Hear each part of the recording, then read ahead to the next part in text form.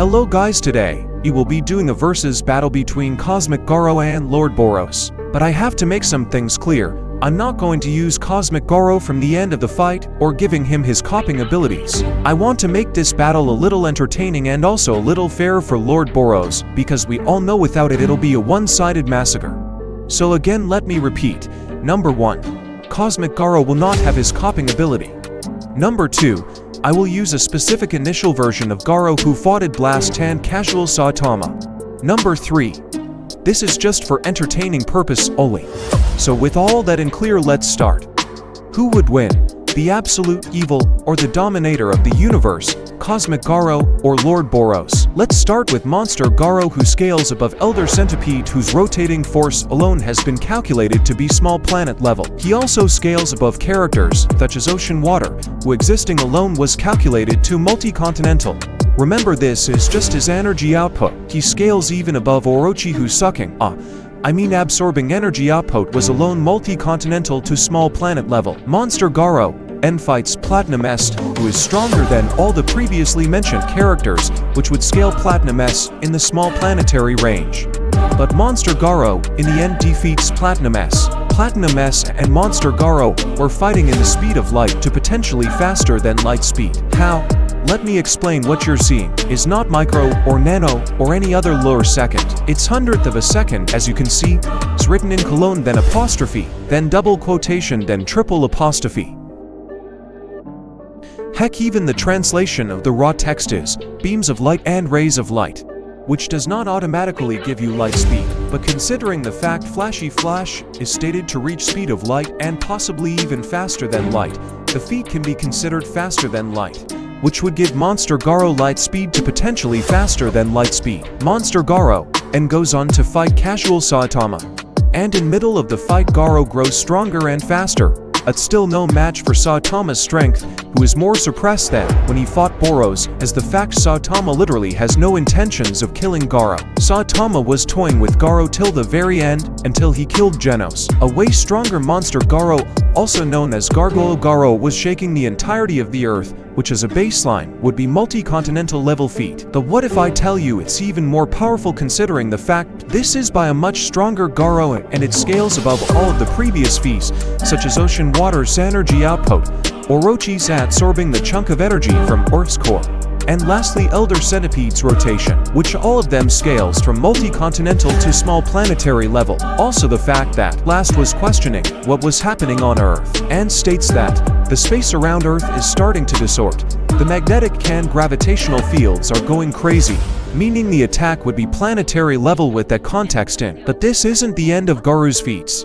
After getting one-shotted by Saitama's normal punch, the higher dimensional being gazes upon Garou and bestows upon him divine power. Garou, after gaining the power of God, then transcends to Cosmic Garou. Cosmic Garou gains knowledge of the flow of all energies and behavior of all forces in the universe. With this knowledge, he manipulates the flow of energy within him and creates nuclear fission fists. But that still does nothing to Saitama, so in response he copies Saitama's casual mo and uses his consecutive punches. As a cosmic being, all of his mortal abilities were turned into the very perfected versions of them, such as his copying and adapting ability turns into a single technique, which enables him to copy everything of his opponents and grows stronger within seconds. Cosmic Garou first used this power against Casual Saitama and copied his consecutive punches, the same one which were used on him when he was Gargoyle Garou. But these one would be a little stronger considering the amp he got.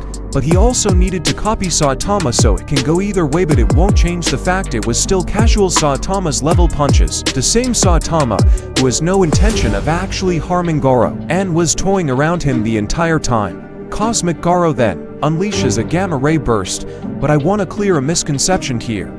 The gamma ray burst is real. Of what people do is that take this out of context. This scan never implies that Garou's gamma ray burst is equal to an actual gamma ray burst. All it does is just explains what a gamma ray burst is. People take this and claims that the scan implies the gamma ray burst by Garou is on the same level as an actual one, which is just equivocation fallacy. That's out of the way. The gamma ray burst would be at least large planetary level range, considering Casual Saitama's large planetary Again, let me repeat, not Saitama as a whole, just his casual self. Garou and goes on to fight Blast and copies his gravity knuckles and subspace skate manipulation. Overall, this initial version of Cosmic Garou would scale to large planetary with faster than light plus speed. Now let's go over to Lord Boros. Lord Boros, right after meeting Saitama, gets punched in his weakened state. What do I mean by weakened state? Boros stated that his armor, which seals away his overwhelming power, was broken by Saitama. Boros, after releasing his power, goes toe-to-toe against casual Saitama in middle of the fight. It seems Boros has the upper hand as seen by Saitama's reactions, and is also said in the One Punch Man Encyclopedia released. Boros is stated to have rivaling abilities against casual Saitama, and is the first person to have actually damaged Saitama as shown in the official ROM manga. This gets further supported as Boros called that specific punch to be connected and states that Saitama's wound would only increase. On top of that, even Saitama acknowledged Boros to be strong not once or twice, but 3 different times.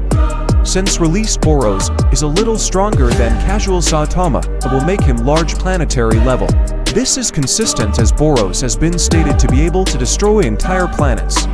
As you can see, it says planets, a plural word which means more than one. Boros in his meteoric burst would scale one shot above his released form. In his meteoric burst form, he was able to surprise Saitama with his speed and was able to send him to the moon in just seconds. Saitama, after coming back from the moon, obliterates Boros using more force than he used against released form. And seeing this, Boros responds with his collapsing star roaring cannon, the same cannon which is stated to be able to destroy a star. And in that same scan, Saitama said to have resorted to his strongest move, Serious Punch. Overall, Boros in meteoric burst would scale to dwarf star level with faster than light plus speed, and his collapsing star roaring cannon would be star level.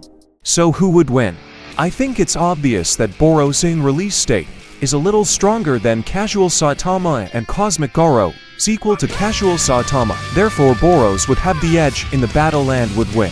And in meteoric burst, he would absolutely destroy Cosmic Garou. But remember, this is only if we take away Cosmic Garou copying ability using the initial version of Cosmic Garou. Otherwise, we all know this would be a one-sided massacre.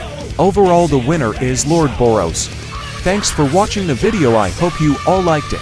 Like and subscribe and click comment notification bell icon for more content like this.